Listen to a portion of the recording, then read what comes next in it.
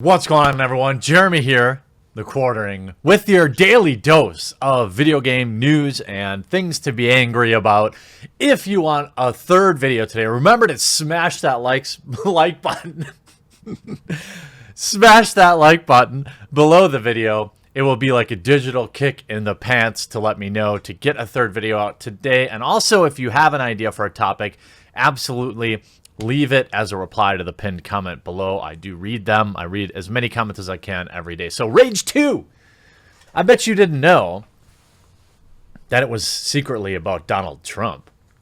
Well, game journals want it to be, of course. But before we get into it, if you haven't been following, Rage 2 is a beautiful looking first-person shooter title that's due to come out in just a few months, early May. It is published by Bethesda, but initially worked on by id Software and Avalanche Studios. So very, very strong team of developers. The publisher has had a questionable history with games like Fallout 76, maybe. I don't want to go too far down that road because you know what? You can make a mistake as a publisher. Now, one thing I want to point out to everybody, one thing I dislike about Rage 2 before we even get going is that of course will only be available, just like Doom Eternal, on the Bethesda launcher. That means no Steam, no Epic Store, no Origin, no Uplay, blah blah blah. So only available through their exclusive launcher. Huge. I'm like an anti-fan of this. I want more opportunities to get games from different outlets. It's the same reason. Yes, I want Epic Games to dominate and do great things versus Steam because only the community can win with this. But the community doesn't necessarily win when we're just talking about fighting over exclusives. But there's been a few articles that spawned today because some new gameplay came out, and there's mostly positive reviews. Rage 2 has in-quality shooting, but I wish the world had more personality. Phil Savage. Well, does it go far enough? Well, I'm not sure. I suppose that's an open-ended question that only someone who actually plays the game could answer. And you could see articles come out here from Polygon as well. We're going to take a look at a little bit about that. But stick around to the end of the video because I will give you a dramatic reading of what is the most hilariously transparent leading questions by a games activist I've ever seen. I can't believe they even printed this with a straight face. But Polygon calls Rage 2 the mutant spawn of two very different shooters. The sequel to Rage feels stretched between an id-style shooter and a chaotic open-world adventure. To me, that actually sounds pretty enticing. I can't say I'm a big fan of the color schemes, but maybe I will. Maybe it will grow on me. Of course, Polygon saying it looks like a blast, and at least in the hands of Tim Willits, studio director at id Software. I watched Willits play around with the tools of Rage 2 for a few minutes before I played it myself in a Manhattan bar last week. And he was clearly having fun tuning post-apocalyptic mutants into human salsa into a gray developers-only sandbox. Playing Rage 2 immediately after his demo out there in the games industry, game's dusty but recovering colorful wasteland, I had less fun than he appeared to. I hadn't mastered the combination of guns and superhuman powers and fuel, unexpected. I played it like a modern shooter and for the most part only remember to use my mutant wrecking powers when I was really in a bind. So it sounds like you're giving a negative, you're leading in to your dislike about Rage 2 because you had a hard time picking it up, because you didn't immediately master the game. This is a very common thing with games journalism, activism. I don't understand. Look, everybody, when you pick up the game for the first time, is going to have a learning curve. What is this expectation that you just be able to be great at something immediately? Oh yeah, millennials.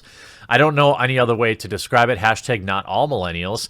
But this is obviously the result of participation trophy upbringing, because even myself last night while streaming on Midwestly had many issues getting into Resident Evil 2. It took me a while to get everything dialed in, and why is that viewed as a negative thing? That should be absolutely a positive. If you want to play a game that's easy to pick up, that you don't have to relearn anything, there's a variety of games like Tetris or Candy Crush that you can pick up with almost no learning curve whatsoever. id Software is making Rage Rage 2 with Avalanche Studios using a latter game maker's Apex engine. That id-Avalanche collaboration has resulted in a game that, based on 1 hour plus with it, highlights each studio's strengths. There's a bit of frenetic corridor shooting with big chunky guns and a lot of open world exploration, in heavily armored vehicles that look ripped out of Avalanche's Mad Max game, only spray painted pink and powdered by glowing cyan fuel cells. You can even fly around in a drone-like aircraft if you want to watch Rage 2's carnage from high in the sky.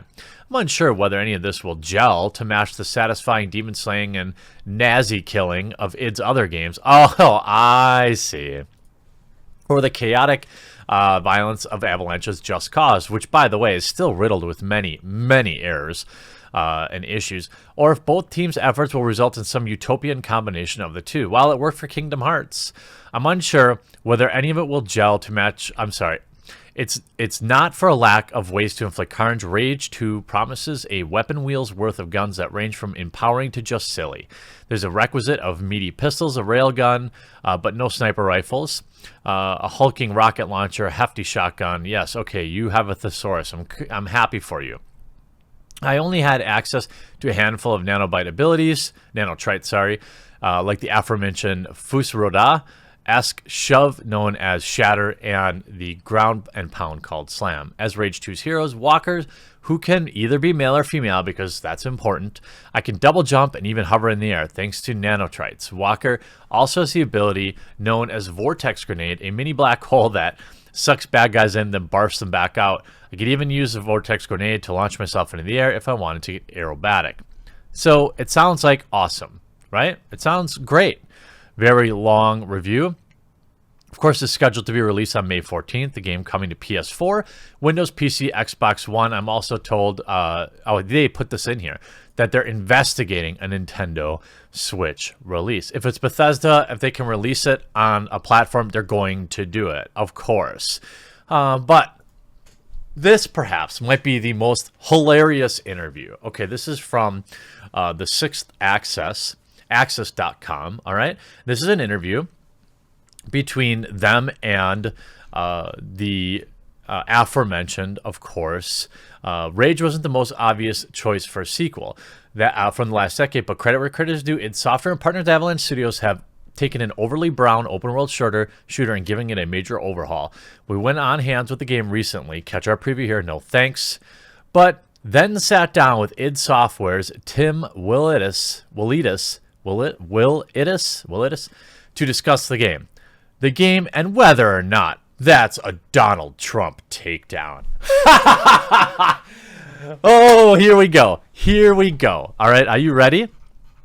So they ask some initial questions, right? Fine. But here we go. I'm going to do a dramatic reading. This is the interviewer. So Kellogg's an interesting one. I'm assuming that he's running for president or something. Tim, see, it's funny, all you Europeans. I've never got asked that question from an American journalist. So no, we are not political. I promise you we are not making a statement, leans into Mike. We are not political in the game. SJW Game Journal. But you are taking the piss out of him? Tim, no we're not.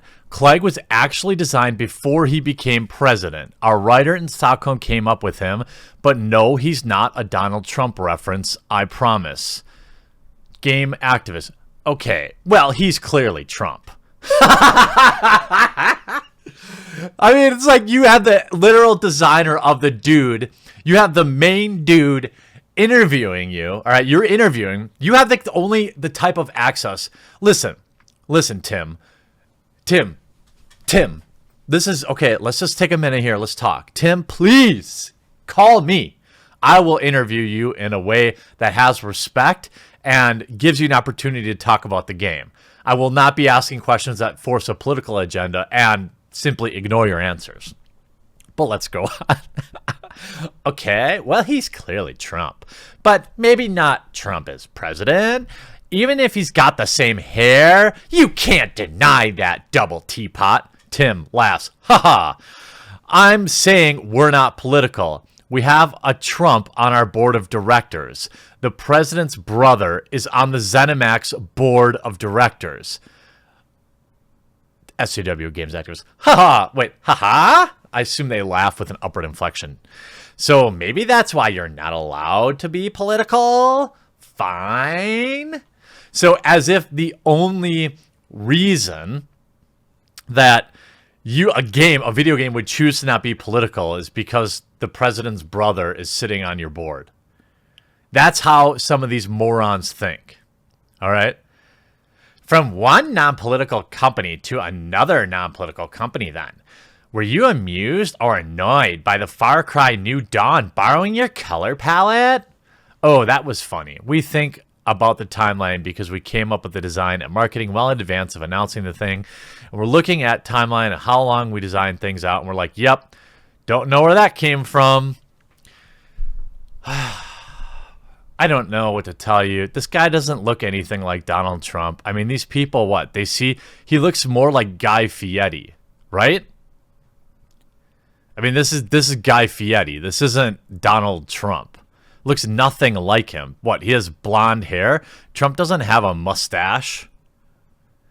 It just speaks to the hilarity of games activism, right? And coincidentally, everybody's kind of saying like, well, I don't know if it's going to be very good. Here's another one. Well, I don't really know. Who knows if it'll work out? I bet you these would read very different. Very different if Tim would have come out to say that, oh, yeah, we're definitely roasting Trump there. Then they would be like, oh, yeah, take that, Trump, IGN, 11 out of 10. We played the entire game. Here's our review 4 months before it comes out. 11 out of 10, pre-order now. By the way, PSA, just like with any video games, I will always take the opportunity to remind you in a very kind way. 1, I don't care what your political ideology is. I don't want it in video games. Okay. 2, don't pre-order games. In fact, I think the best thing to do for video games is to wait several months after the release before you even consider purchasing them. 1, you should get them at a discounted price anyway.